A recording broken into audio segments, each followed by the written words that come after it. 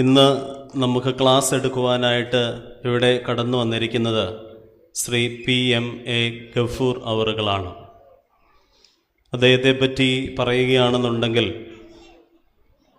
നമ്മൾ ഒരുപാട് സമ്മർദ്ദങ്ങളിലൂടെയും നിരാശകളിലൂടെയും ഒക്കെ പോകുമ്പോൾ അദ്ദേഹത്തിൻ്റെ സംഭാഷണങ്ങൾ, അദ്ദേഹത്തിൻ്റെ മോട്ടിവേഷണൽ ടോക്കുകളൊക്കെയും നമ്മൾ കേൾക്കുമ്പോൾ നമുക്കെന്തെന്നില്ലാത്ത ഒരു സമാധാനവും ഒരാശ്വാസവും ഒക്കെ കൈവരിക്കുവാനായിട്ട് സാധിക്കും. എല്ലാവർക്കും ലഭിക്കുന്ന കഴിവല്ല ഇത്തരത്തിൽ നല്ല ചിന്തകൾ മനുഷ്യനിലേക്ക് പകരുവാൻ. അതിന് ജാതി, മത, വർഗ, വർണ്ണ ഭേദമന്യേ എല്ലാവർക്കും കേൾക്കുവാൻ പറ്റുന്ന രീതിയിലുള്ള തികച്ചും ഒരു മനുഷ്യസ്നേഹിയായ ഒരു മനുഷ്യനാണ് ശ്രീ PMA ഗഫൂർ എന്നുള്ളത് അദ്ദേഹത്തിൻ്റെ ചിന്തകൾ കാണുമ്പോൾ, അത് കേൾക്കുമ്പോൾ നമുക്ക് മനസ്സിലാക്കുവാനായിട്ട് സാധ്യമാകും. ഇന്നലെ കോഴിക്കോട്ട് നിന്നും ഇന്ന് ഈ ക്ലാസ് എടുക്കുവാനായിട്ട് അദ്ദേഹം യാത്ര തിരിച്ചതാണ്. അദ്ദേഹം തന്നെ വാഹനമോടിച്ച് നമ്മുടെ ഈ നാട്ടിലേക്ക്, ഈ കൊച്ചു നാട്ടിലേക്ക്, ഈ നല്ല പ്രദേശത്തേക്ക് എത്തിച്ചേർന്നിരിക്കുകയാണ്. താരജാടകളൊന്നുമില്ലാതെ തന്നെ നമ്മളിൽ ഒരാളായി നമ്മളോടൊപ്പമായിരിക്കുന്ന ശ്രീ PMA ഗഫൂർ ഒത്തിരി സന്തോഷമുണ്ട്. നമ്മുടെ ഈ പെരുന്നാളിലേക്ക് അദ്ദേഹത്തെ ഏറെ സന്തോഷപൂർവ്വം സ്വാഗതം ചെയ്യുന്നു. അതോടൊപ്പം തന്നെ ഈ യോഗത്തിലേക്കും ഹാർദമായി അദ്ദേഹത്തെ സ്വാഗതം ചെയ്യിക്കുന്നു. നിറഞ്ഞ കയ്യടിയോടുകൂടി അദ്ദേഹത്തെ സ്വീകരിക്കും. എക്സ്പ്രസ് വരുമ്പോൾ ഓർഡിനറി മാറിക്കൊടുക്കണമെന്ന് നമ്മുടെ ആധ്യാത്മിക സംഘടനകളിലൂടെ അതിൽ കൂടെ പ്രവർത്തിക്കുന്ന ആളുകൾക്ക് സഹായകരമായ രീതിയിൽ കൂടെ നമ്മളെ പഠിപ്പിക്കുവാൻ തക്ക വിധത്തിൽ ബഹുമാനപ്പെട്ട ഗഫൂർ സാർ ഇവിടെ ഇരിപ്പുണ്ട്. അപ്പോൾ ഓർഡിനറിയായ ഞാനിങ്ങ് മാറുക, ഫാസ്റ്റ് ഡീലക്സ് പിന്നാലെ വരുന്നു എന്നുള്ള ഉത്തമ ബോധ്യത്തോടുകൂടെ. എങ്കിലും വികാരിയച്ചൻ പറയുന്നത് അനുസരിക്കണമല്ലോ എന്നുദ്ദേശിച്ചുകൊണ്ട് ഞാൻ അതുകൊണ്ടാണ് ഞാനിവിടെ എഴുന്നേറ്റ് നിൽക്കാൻ സംഗതിയായത്. നന്ദി അറിയിക്കുന്നു. ഇപ്പോൾ മോട്ടിവേഷണൽ ടോക്കനായിട്ട് ഏറെ ആദരണീയനായ ശ്രീ PMA ഗഫൂർ അവറുകളെ ആദരപൂർവ്വം ക്ഷണിക്കുന്നു.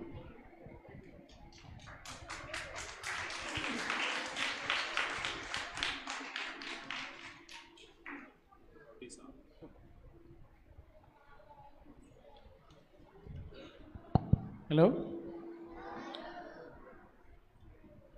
അച്ഛൻ ഓർഡിനറി ആണോ? ആണോ? എക്സ്ട്രാ ഓർഡിനറിയാണോ അല്ലേ? എനിക്ക് നിങ്ങളുടെ നാടിൻ്റെ സ്ഥലപ്പേരാണ് ഭയങ്കര ഇഷ്ടപ്പെട്ടത്.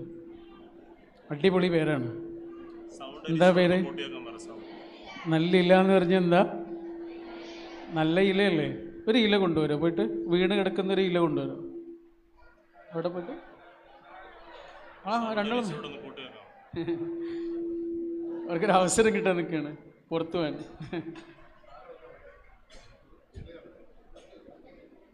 നമ്മുടെ ശരീരത്തിൻ്റെ എല്ലാ ഭാഗങ്ങളിലേക്കും ആവശ്യമുള്ള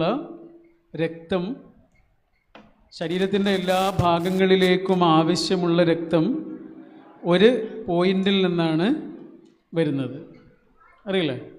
നമ്മുടെ ഹൃദയത്തിൽ നിന്നാണ് ശരീരത്തിൻ്റെ എല്ലാ ഭാഗങ്ങളിലേക്കും ആവശ്യമുള്ള രക്തം പമ്പ് ചെയ്യുന്നത് അല്ലേ?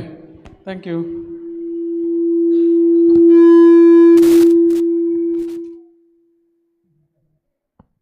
നമ്മുടെ ശരീരത്തിൻ്റെ എല്ലാ ഭാഗങ്ങളിലേക്കും ആവശ്യമുള്ള രക്തം ഹൃദയം എന്ന ഒരു കേന്ദ്രത്തിൽ നിന്ന് പമ്പ് ചെയ്യുന്നത് പോലെ ഈ നല്ലിലയിലെ ഓരോ വീടുകളിലേക്കും ഓരോ മനുഷ്യനിലേക്കും ആവശ്യമുള്ള ആത്മീയതയുടെ ഊർജം, എനർജി പമ്പ് ചെയ്യുന്ന. Thank you.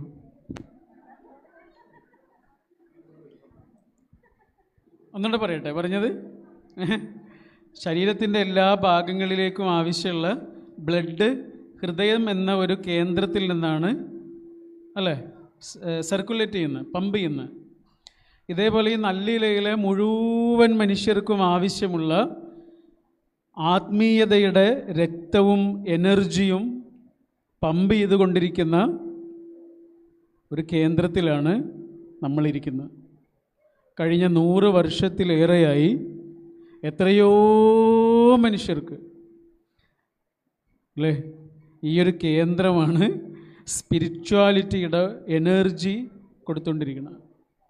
അതുകൊണ്ട് ഇവിടെ വരാൻ കഴിഞ്ഞതിലുള്ള, ഇവിടെ നിങ്ങളായിട്ട് ഇങ്ങനെ വർത്തമാനം പറഞ്ഞിരിക്കാനുള്ള ഒരു അവസരം നൽകിയ സർവശക്തനായ ദൈവത്തിന് സ്തുതികളും നന്ദിയും അർപ്പിച്ചുകൊണ്ട് കുറച്ച് ചെറിയ ചെറിയ കാര്യങ്ങൾ നിങ്ങളോട് പറയാം എന്നാണ് വിചാരിക്കുന്നത്.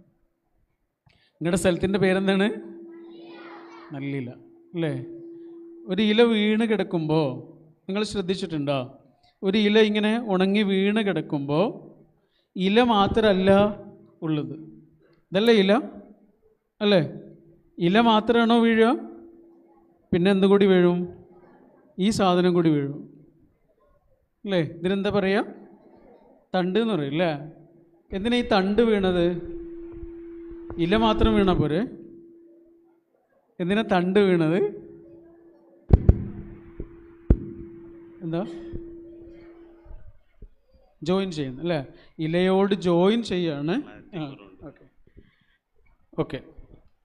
ഇല മാത്രമല്ല വീണത്, ഇലയോട് ജോയിൻ ചെയ്തിരിക്കുന്ന ഈ തണ്ട് കൂടി താഴെ വീണിട്ടുണ്ട്. അതെന്തിനായിരിക്കും?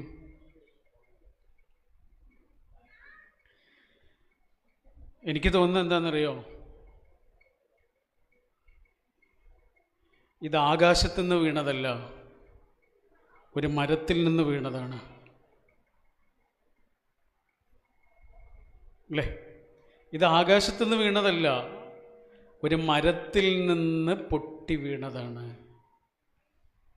ഇതേപോലെ ഒരു ഇലയുടെ കൂടെ ഒരു തണ്ടുള്ളതുപോലെ നമ്മുടെ കൂടെ, നമ്മുടെ ശരീരത്തിൽ ഒരടയാളുണ്ട്. അതെന്താണെന്നറിയോ? നമ്മുടെ പൊക്കിള. എന്തിനാണ് ഒരു മനുഷ്യൻ്റെ കൂടെ അയാൾ ജനിച്ചത് മുതൽ ഈ പൊക്കിൾ എന്തിനാ?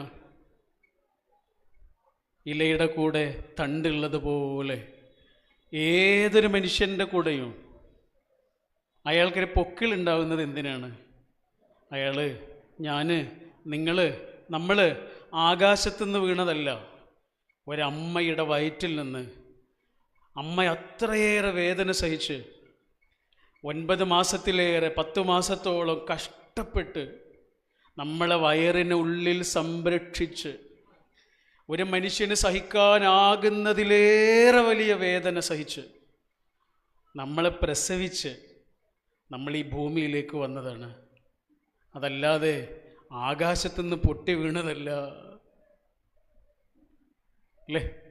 എനിക്കൊരു പൊക്കിളുണ്ട് എന്ന് പറഞ്ഞാൽ അതിൻ്റെ അർത്ഥം എന്താണ്? എനിക്കൊരു അമ്മയുണ്ട് എന്നാണ്. ഉറപ്പല്ലേ?